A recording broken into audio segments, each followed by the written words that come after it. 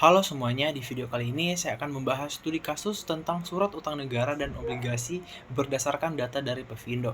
Studi kasus yang saya ambil adalah dari PT Chandra Asri Pasifik Tbk atau yang kita kenal dengan kode saham TPIA.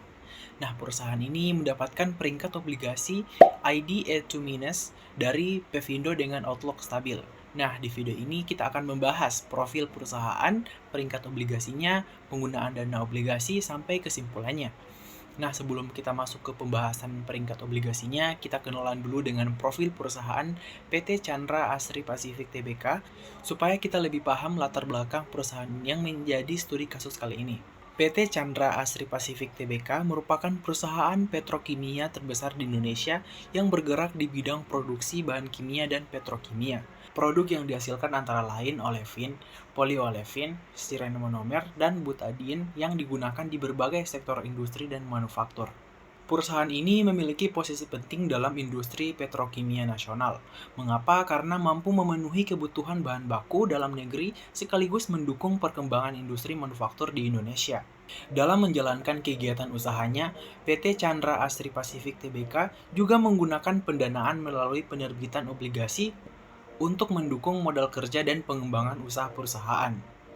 Nah, setelah kita mengetahui profil dan kegiatan usaha perusahaan, sekarang kita masuk ke bagian utama yaitu peringkat obligasi atau SPM yang diberikan oleh Pevindo kepada PT Chandra Asri Pasifik Tbk. Pada Januari 2026, Pevindo memberikan peringkat ID A2- untuk self-registered bond fee milik PT Chandra Asri Pasifik Tbk dengan outlook yang stabil. Peringkat ID A2- menunjukkan bahwa perusahaan ini memiliki kemampuan yang sangat kuat dalam memenuhi kewajiban keuangannya, yang artinya risiko gagal bayar perusahaan tergolong rendah sehingga obligasi perusahaan dinilai cukup aman bagi investor. Sementara itu, outlook stabil menunjukkan bahwa kondisi keuangan perusahaan diprediksi tetap baik dan tidak mengalami perubahan signifikan dalam jangka menengah. Nah, setelah kita mengetahui bagaimana kualitas dan tingkat keamanan obligasinya yang berdasarkan penilaian dari Pevindo, sekarang kita lihat dana obligasi tersebut digunakan untuk apa saja oleh perusahaan. PT Chandra Asri Pasifik Tbk menerbitkan obligasi dengan nilai maksimal sebesar 6 triliun rupiah. Dana hasil penerbitan obligasi digunakan untuk beberapa kebutuhan perusahaan, antara lain modal kerja perusahaan, mendukung kegiatan operasional industri petrokimia, membantu pembiayaan dan pengembangan proses perusahaan, menjaga likuiditas dan fleksibilitas keuangan perusahaan. Nah, penggunaan dana ini bertujuan untuk menjaga stabilitas operasional perusahaan sekaligus mendukung pengembangan bisnis perusahaan dalam jangka panjang. Dari penggunaan dana obligasi tadi, kita bisa melihat bahwa perusahaan memanfaatkan pendanaan tersebut untuk mendukung kegiatan usahanya. Selanjutnya kita masuk ke bagian kesimpulan.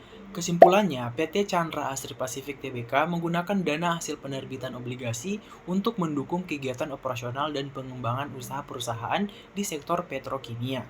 Dengan peringkat ID A2- dari Pevindo, perusahaan dinilai memiliki kemampuan yang sangat kuat dalam memenuhi kewajiban keuangannya. Selain itu, outlook stabil menunjukkan bahwa kondisi perusahaan diprediksi tetap baik dalam jangka menengah sehingganya obligasi perusahaan memiliki kualitas yang lebih baik bagi investor.